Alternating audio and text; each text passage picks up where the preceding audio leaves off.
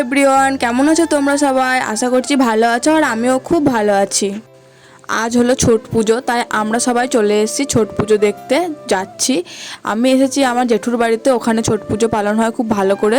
সেখানে এখন আমরা সবাই মিলে ঘাটে যাচ্ছি, গঙ্গার ঘাটে, সেখানে ছট পুজো পালন করা হবে। আমরা সবাই পিছনে পিছনে যাচ্ছিলাম, দাদারা সামনে সামনে যাচ্ছিল বড় বড় ধামা নিয়ে। এখানে আমার বোন আমার ভাইকে ভিডিও কল করতে করতে যাচ্ছিল, ও আসতে পারেনি, সেজন্য ওকে দেখাচ্ছিল ভিডিও কল করে।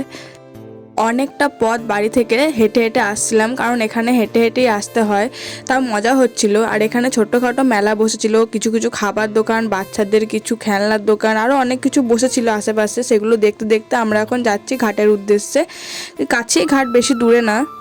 অনেকজনকে দেখছি পুজো দিয়ে ফেরত আসছে, আর আমরা এখন যাচ্ছি।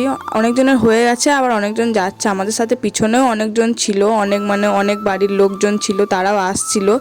আর এখানে সবাই দেখছি পুজো দিয়ে চলে আসছে, তাই আমরাও আর দেরি না করে তাড়াতাড়ি পা চালিয়ে চলে যাচ্ছি ঘাটের দিকে, কারণ বেশি দেরি করলে অনেক ভিড় হয়ে যাবে। এমনিতেই অনেক ভিড় হয়ে গেছে।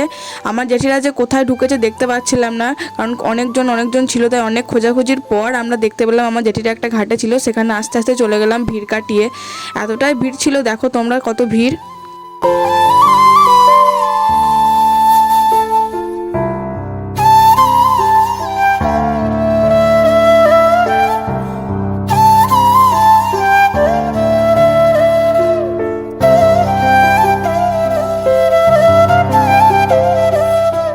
এখানে দেখো কত কিছু সাজানো আছে। আমি এর আগে কখনো ছট পুজো দেখিনি, এই আমি প্রথমবারই দেখছি। আমাদের ওদিকে ছট পুজো অত পালিত হয় না।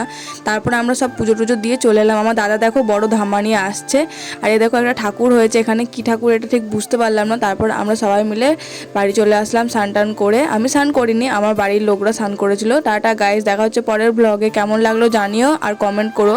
আর তোমাদের ওদিকে কি ছট পুজো হয় সেটাও জানিও। টাটা।